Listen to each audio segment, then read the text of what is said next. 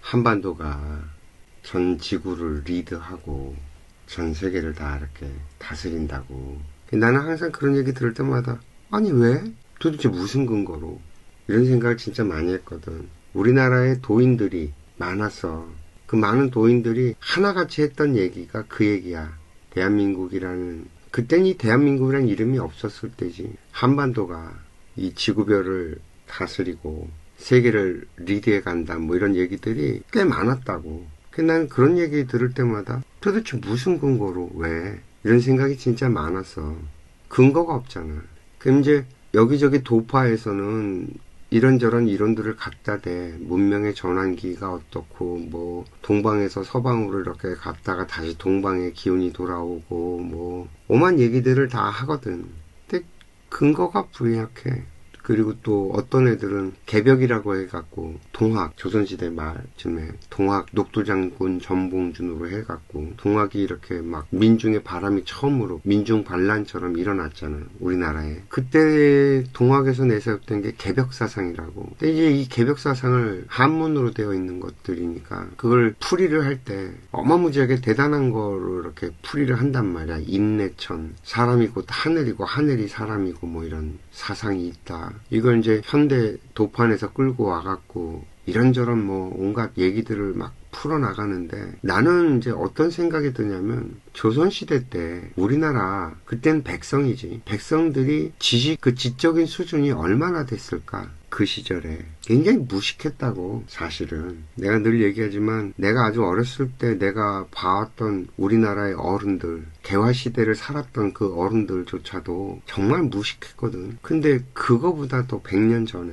진짜 여기서 저기를 가려면 집신 신고 걸어가야 됐던 시절에 그 사람들이 뭘 그렇게 짜잘히 알아서 우주와 내가 하나고, 뭐 도인들이 있었지. 그건 내가 인정을 해. 도인들이 있었고 천기를 읽고 뭐 이런 양반들이 있어서 미래를 예지하고, 그래서 그걸 먼저 본 사람들로서 어떤 얘기들을 하고, 뭐 그건 충분히 이해한다니까. 동학 2대 교주였던 해월 선생 말씀을 이렇게 들어보면 지금 들어도 이렇게 가슴이 설레는 얘기들이 많다고. 밥알 하나에 온 우주가 깃들어 있다, 이런 말씀을 하시거든. 그러니까 내가 요즘에 늘 하는 얘기 있잖아요. 내가 먹는 쌀 한 톨에 온 우주가 동참을 한다는 얘기. 가만히 보면 농부가 마음을 내서 땅에 쌀을 심어야 돼. 그리고 모내기까지 해줘가면서 이렇게 노동을 해야 돼. 근데 하늘의 태양과 바람과 비와 이런 것들이 때에 맞춰서 제대로 와주지 않으면 벼농사가 제대로 지어지질 않아. 그리고 그걸 수확을 했어. 근데 수확한 걸 경매를 한단 말이야.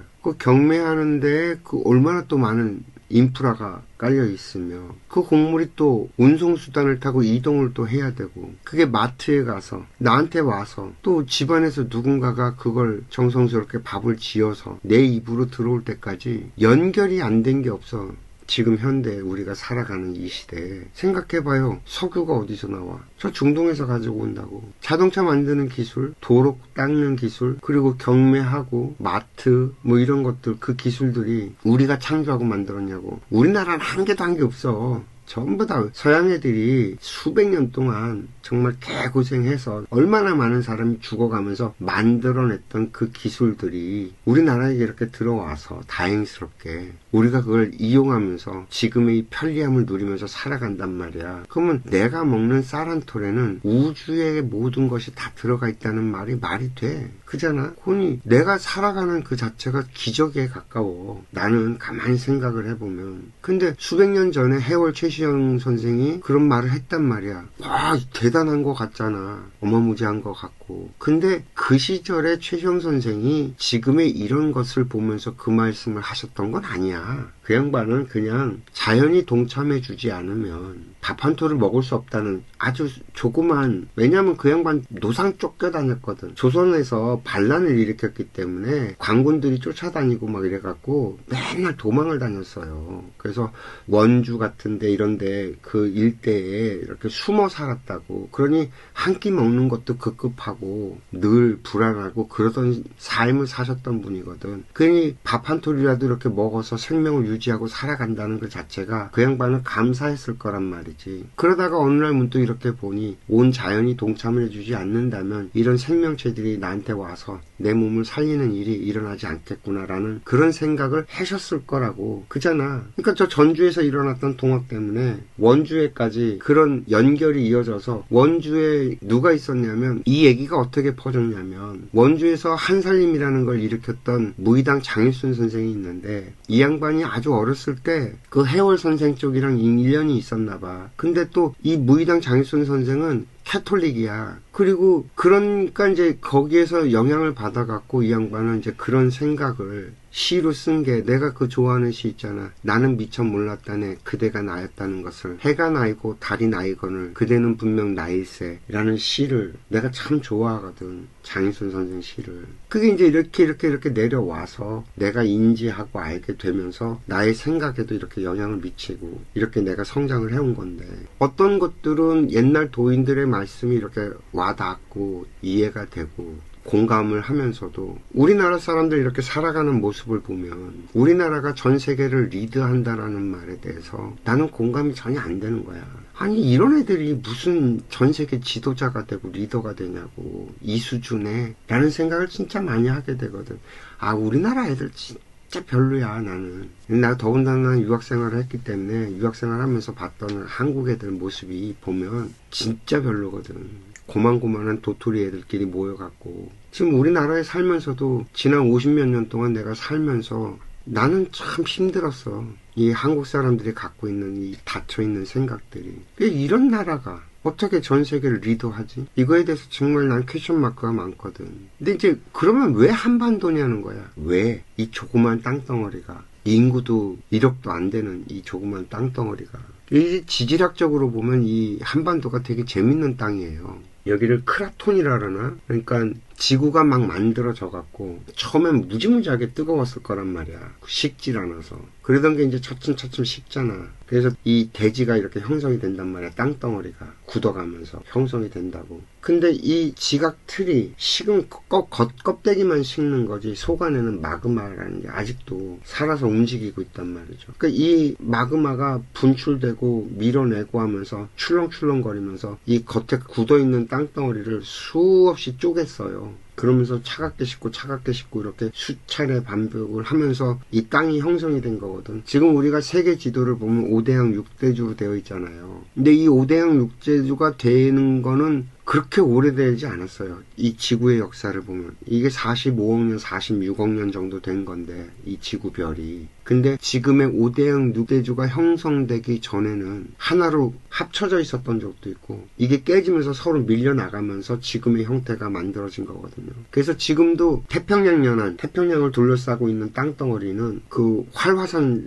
같은 것들, 엄청 뜨거운 것들이 땅속에서 움직이고 있어서 계속 지진이 일어나고 충돌이 일어나고 지각이 자꾸 부딪히고 하면서 불안정한 상태를 만들고 있거든요. 이 5대양 6대주 형태를 지키고 있으면서도 지금도 계속 움직이고 꿈틀꿈틀 된단 말이죠. 그래서 지금 전 세계에 이렇게 퍼져 있는 땅덩어리들이 예전에 밑에 있는 것이 이렇게 올라오기도 하고 오래된 것들이 이렇게 가라앉기도 하고 근데 예전에 그 지구가 처음 형성될 때 그 시기를 갖다가 뭐라 그러냐면 샌 안드레아스 단층이라 그러는데 진짜 좀 오래된 거야. 이게 이렇게 불쑥 솟아올랐을 때 그게 가라앉지 않고 땅속으로 사라지지 않고 남아있는 것들이 있어. 그런 데는 이 지층이 되게 두껍게 만들어져 갖고 지진이 그쪽에서는 안 일어나. 그런 단층들을 가진 데가 있거든. 되게 그러니까 지구의 역사와 거의 같은 궤를 하는 그런 지층들이 있다고. 그걸 갖다가 뭐라고 부르더라? 크라톤이라고 부른다 그러더라고. 그리고 그런 데가 뭐 저기 호주 서부에 에일가란 크라톤이라는 데가 그렇고 뭐 스칸디나비아 반대 발틱 순상지라고 하는 데가 그렇고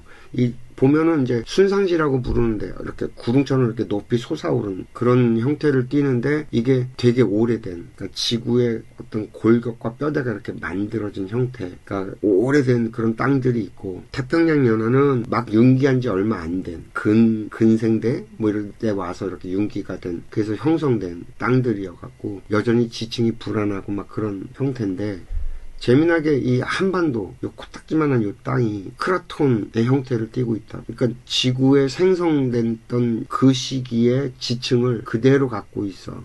바로 그 옆에 일본만 하더라도 그렇고 그 다른 데를 이렇게 보면 지층이 불완전해서 지진이 계속 일어나고 그러거든요. 그리고 그런 데는 그렇게 오래되지 않아, 지층 자체가. 왜 그러냐면 유라시아 대륙을 맞물고 있잖아요. 우리가 유럽부터 아시아 대륙을 한 덩어리로 지판을 맞물고 있단 말이야. 이건 깨지지 않고 그대로 있었으니까. 이 힘과 태평양 밑에 있는 해저에 있는 그 땅, 지반, 그 태평양 지반이, 그러니까 대륙과 해양이 맞물고서 이렇게 기운이 서로 밀고 땡기는 이 힘이 충돌하는 지역이란 말이야. 근데 묘하게 이 한반도는 그 지층이 서로 밀리는 이 역학관계 속에 있으면서도 가라앉지 않고 연기하지 않고 그냥 그 형태 그대로를 유지하고 있는 거야. 몇 번에 이렇게 충돌이 있었었는데 그럼에도 불구하고 이게 우리나라도 이렇게 세 개인가 이렇게 지층이 세 개의 형태로 이렇게 구성이 되어 있다고. 북쪽 그리고 우리 중간 요쯤이랑 저 영남 쪽이랑 이 지층이 세 개 정도로 이렇게 분리가 돼서 구성되어 있는데 그게 우리나라랑 같은 지층을 가지고 있는 데가 저쪽 중국 남부 쪽에 있는 거야. 그러니까 뭐냐면 밀려갖고 짜부라들면서 우리 땅 쪽으로 한반도 쪽으로 땅이 밀려서 이렇게 들어왔다는 얘기거든. 그 지층이. 그런데 그 형태를 그냥 그대로 유지한 거야. 한반도는.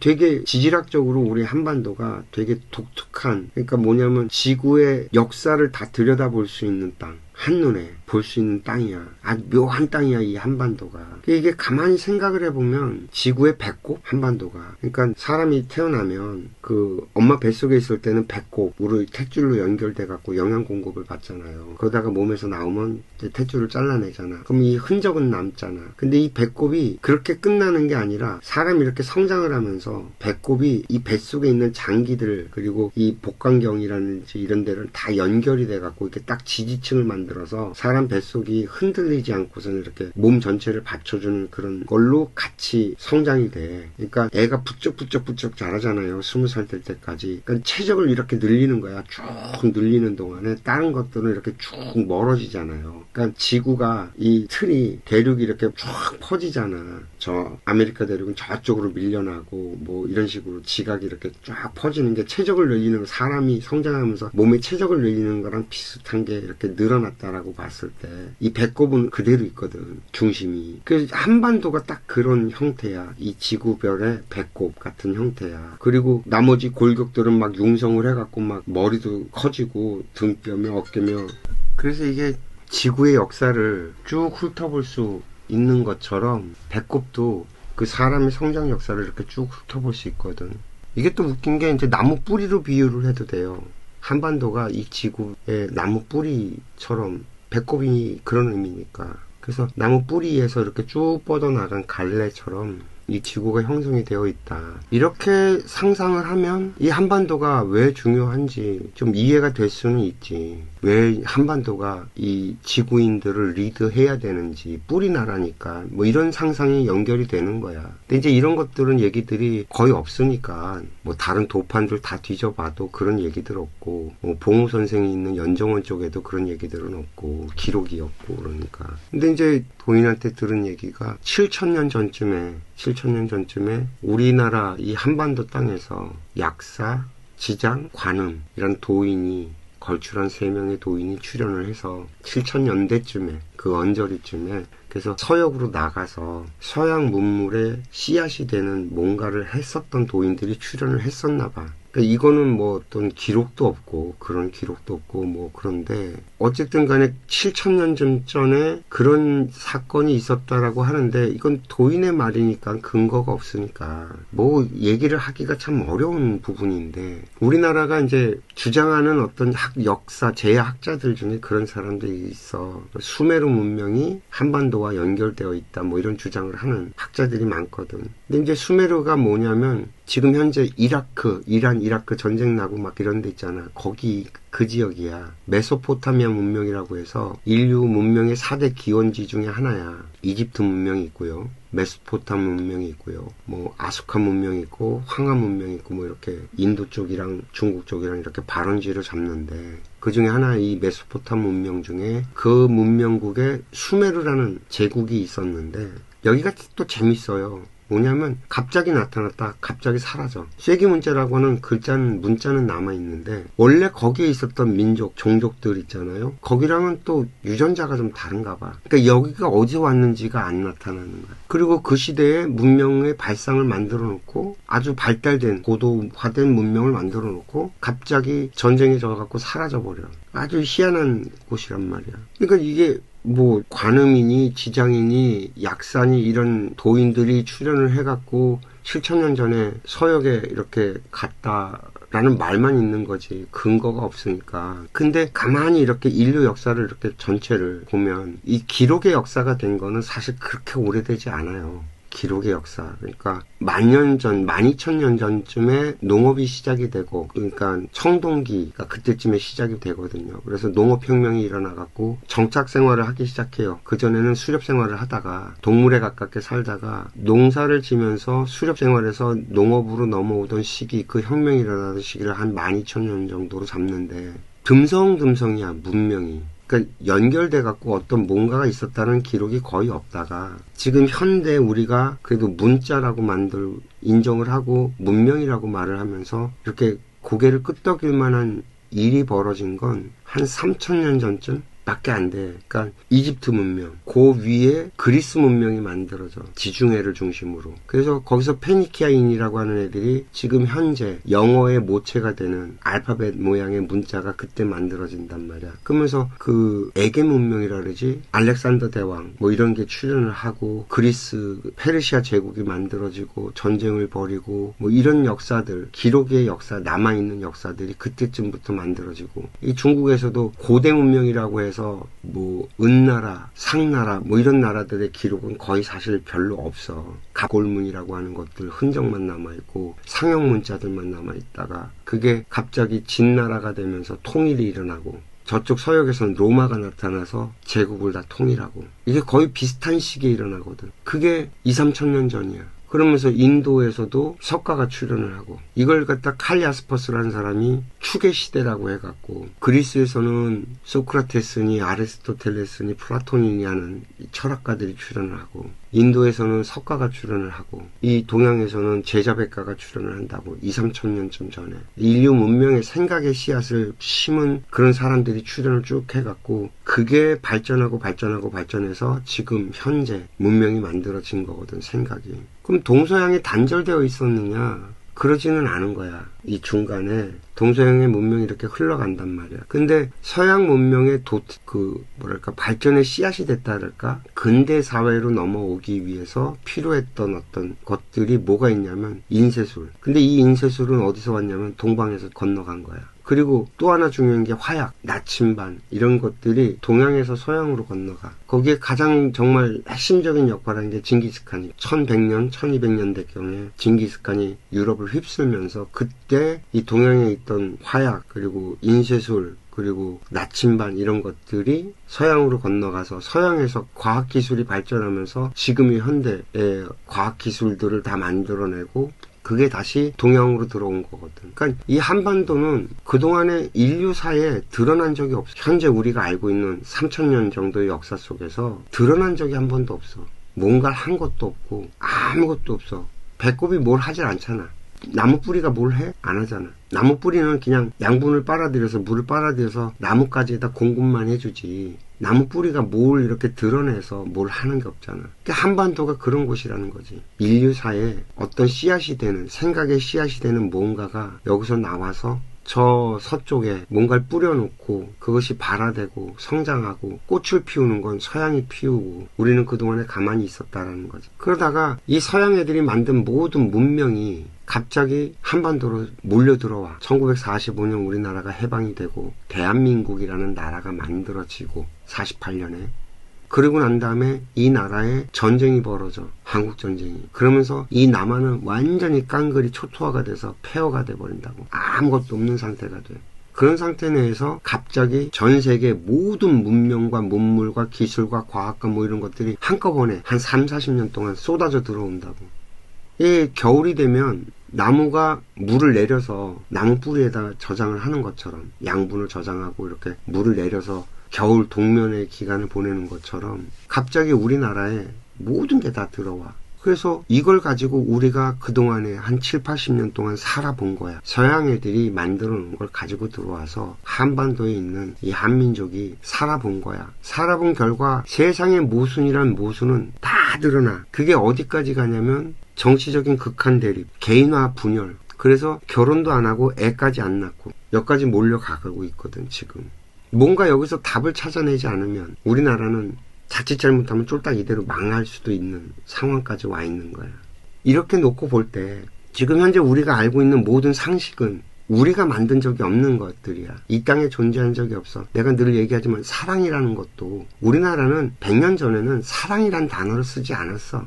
연모한다라는 표현은 있었어. 좋아한다라는 표현이 있고. 근데 사랑이란 단어는 아예 존재한 적이 없단 말이야. 정치? 글쎄 지금 우리가 생각하는 이런 정치의 개념이 없었단 말이야. 우리가 쓰고 있는 단어들 전부 다 우리가 만든 게 아니고 서양 애들이 쓰는 걸 그냥 그대로 갖고 와서 살아본 거야. 근데 지금 전 세계를 주도하고 있는 기본적인 것들은 미국이 만들었다고. 200년 전, 250년 전에 미국이 만든 것들이야. 그게 표준 샘플이 돼갖고 지금까지 이 지구별을 운행하는 어떤 것이 되어 있어. 우리가 당연하다고 생각하는 거의 모든 것들은 미국이 표준 모델이야. 근데 재미난 것도 이 미국이 원래 있었던 땅이냐? 그러지 않아. 미국이란 나라가 개발이 된 거는 불과 250년 전밖에 안 된단 말이야. 300년? 뭐 이렇게밖에 안 돼. 그전에는 그냥 아메리카 대륙으로 있어서 원주민들이 살고 있었던 땅이란 말이야. 유럽 애들이 자기네들이 만들어 놓은 모든 것들을 들고 미국으로 건너가서 미국이란 땅에서 5만 가지 실험을 다 하면서 표준 샘플을 만들어 낸 거야. 서양 애들이. 그래서 미국은 미국인이 따로 있는 게 아니라 이 지구별에 사는 모든 민족들이 건너가서 만든 나라야. 그러니까 지구별의 샘플이라고. 근데 그 결과가 우리나라에 들어왔는데 지금 이게 더 이상 작동하기가 힘들어진 거야.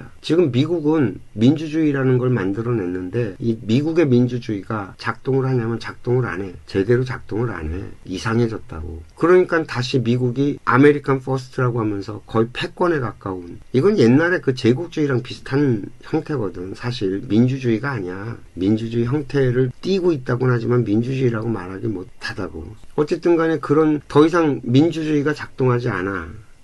지금 나는 얘기하는 게 그거야. 민주주의가 완성이 됐냐? 아니, 민주주의는 완성이 된 게 아니야. 지금 우리가 생각하는 민주주의는 민주주의가 완성된 형태가 아니고 민주주의라는 걸 만들어가는 과정에 있어.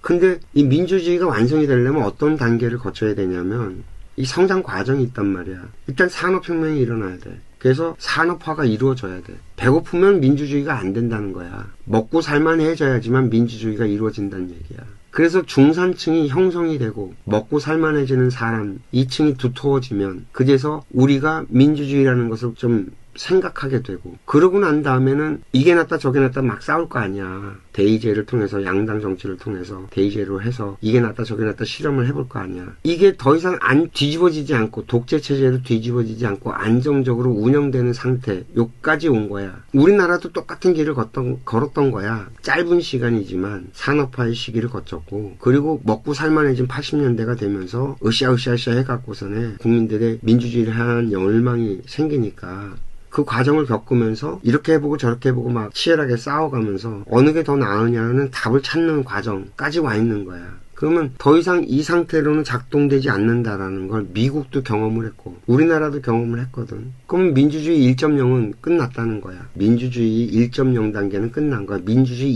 2.0의 단계로 넘어가야 되는 거야. 더 나은 민주주의가 무엇이냐. 민주주의란 이름을 정확하게 우리나라 말 그대로 풀어보면 민주, 국민이 주인인 나라. 그러려면 국민의 의사가 반영이 돼야 돼. 근데 지금 양당제, 대의제도로는 국민의 의사가 반영이 되냐면 반영이 안 돼. 거기가 기득권이 돼서 거대한 세력이 돼서 이 민주주의가 작동되지 않아. 울며 겨자 먹기로 찍을 수밖에 없는 구조야. 이게 아닌데도 불구하고. 근데 나는 요번에 왜 이게 안 되나 이렇게 생각을 해봤어. 근데 불가능하냐면 불가능하지 않아. 가능해. 어떻게? 대의민주제의 양당 국회 이 제도를 없애버리면 가능해. 어떻게 가능하냐. 내가 얼마 전에도 오세훈 시장한테 그런 제안을 내가 한 적이 있잖아요. 요번에 선거 제도가 문제가 생기면서 오세훈이가 이렇게 하면 다음 차기 대선 대통령이 될 거다. 난 이건 자신한다라고 했던 얘기가 뭐냐면 지금 블록체인 기술이 만들어져 있어. 비트코인이라고 하는 그 암호화시키는 그 기술이 만들어져 있어. 여기에다가 우리나라는 인터넷 인프라가 너무 잘 돼 있어. 전 세계에서 우리나라 같이 인터넷이 편하게 잘 되어 있는 나라가 없어. 끊기지 않고. 정말 없어. 그런 나라가. 서구, 미국, 뭐, 어딜 가도 일부 지역만 그게 되지, 조금만 벗어나면 안 돼. 이런 대한민국과 같이 편리한 인프라가 깔려있는 나라가 전 세계 단 하나야. 우리나라. 여기에다가 스마트폰 보급률이 거의 100%에 가까워. 우리나라는. 그럼 이 두 가지가 되어 있다는 얘기는 디지털 투표를 할 수 있다는 얘기야. 이게 가능한 유일한 나라야. 그죠? 그러면 정책을 만들고 정책을 결정할 때 국민한테 물어보면 되잖아. 디지털 투표로. 지금처럼 국회에서 양당이 자기네들 기득권 싸움을 하는 게 아니라 지도자가 직접 반대에 부딪혀서 어려울 때, 결정하기가 어려울 때 이걸 공론화시키는 거야. 그래서 나는 오세훈이 아주 좋은 기회가 왔다라고 보는 부분이 이거거든. 어떤 정책이 있어. 근데 이게 민주당 세력에 의해서 막혀 있어. 뭐 환경논자니 뭐니 정말 여러 가지 단체들에 의해서 막혀 있을 때 서울 시민들한테 이 정책을 꺼내놓는 거야. 공론화시키는 거지. 그리고 공모전도 벌이는 거야. 대안이 있냐? 어떤 좋은 방법이 있냐? 여러 가지 공모전을 통해서 공모전도 받고 제안을 받고 그걸 이렇게 정리를 해서 또 TV에 나와서 토론도 펼치는 거야. 그래서 정보를 다양하게 사람들이 다 알게끔 선동에 당하지 않게끔 이 디지털 선거를 할 때 문제가 선동이거든. 선동당하지 않게끔 정보를 다 오픈시켜 버리는 거야. 그래서 어느 게 더 나은 선택인지 정리를 해서 투표에 붙이는 거지. 그러면 국민들이 시민들이 서울 시민들이 자기가 직접 투표를 하잖아. 그래서 정책을 결정하잖아. 그리고 시장은 그걸 갖다가 집행을 하는 거야. 이러면 진짜 민주주의가 되지 않겠냐. 그리고 정치적 효능감을 느낄 수 있거든. 그렇게 되면 진짜 효능감. 내가 투표한 것이 현실적으로 이렇게 진행돼 간다라는. 대신 이 대의민주주의제를 포기하는 대신에 시민투표, 국민투표를 할 때는 70% 동의가 될 때만 시행을 하는 거야. 내가 늘 얘기하지만 70% 동의가 이루어지면 뒤집어 엎질 못해. 우리 재개발 해봤잖아. 근데 75%는 너무 어려워. 그 5%는 70% 얻는 것만큼 힘들어. 그러니까 75%는 아니야. 그럼 3분의 2, 66점 몇 프로, 그것도 아니야. 힘이 약해. 그 3% 얼마 안 되는 4% 이거밖에 안 되는 그게 또 다른 변수란 말이야. 그러니까 70%가 딱 가장 안정적으로 나머지 30%도 덜 억울한 구조라는 거지. 그래서 70% 동의를 얻으면 법안을 통과시켜서 그걸 행정으로 집행할 수 있게끔 이런 직접 투표를 디지털 투표로 해서 결정을 내리게 되면 이게 민주주의 2.0이 될 거다. 국민들이 원했던 미래 정치가 바로 이거다라고 나는 보는 거고 이게 우리나라에서 시행이 되잖아. 그러면 전 세계가 이걸 따라할 거다. 국제사회의 표준이 될 거야. 민주주의를 우리가 수출하는 나라가 될 거야. 우리가 보통 선진국을 갖다가 잘 사는 나라라고 생각을 하잖아. 그래서 GDP가 얼마가 되고 뭐 이걸 갖다 선진국 기준으로 잡잖아. 그래서 G7이니 G12이니 하면서 하는 것들이 전부 다 그걸 기준으로 하는데 아니 그게 아니야. 선진국의 의미는 먼저 선자에 나갈 진짜예요. 지금 현재 선진국들은요. 인류 사회에 자기네들이 뭔가 내놓고 희생해서 만들어 놓은 게 있는 나라들이에요. 영국은 자본주의를 만들었고요. 그리고 의회 민주주의를 만들었어요.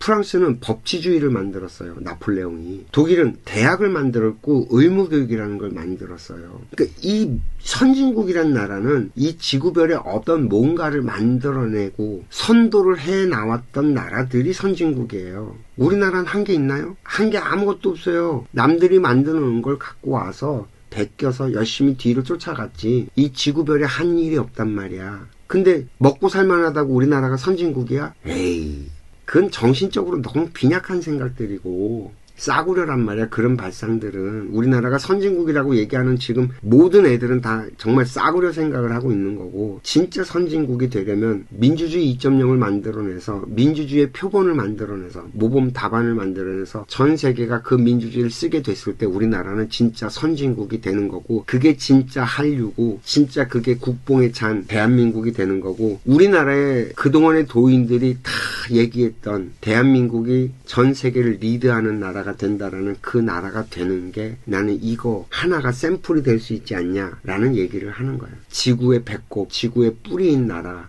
한반도가. 우리나라 대한민국이라는 이름이 하나가 되는 만백성들의 나라야. 아 이거 묘한 이름이라니까. 이걸 갖다가 뭐 한나라 한자가 어쩌니 저쩌니 뭐 이렇게 대한제국대 어쩌고 저쩌고 뭐 이런 에이. 물론 그거 있어. 그러니까 내가 얘기하지만 우리나라 고대사가 전혀 밝혀지지 않았고 근거가 없기 때문에 그런 얘기하면 진짜 개풀 뜯어먹는 소리가 돼버리기 때문에 내가 그 얘기는 하고 싶지가 않고 그냥 원래 우리 고대 언어 우리나라가 원래 갖고 있던 순우리말로 풀면 한문으로 풀지 않고 순우리말로 풀으면 그 뜻이 돼. 대가 원래 크다는 뜻이고 하는 하나 이런 의미야. 크게 하나가 되는 만백성들의 나라. 그 이름이 부적이잖아. 각자 사람마다 자기가 불리는 이름이 부적이잖아. 그렇게 돼야 되잖아. 똑같아. 대한민국도 7, 80년을 이렇게 불렸잖아.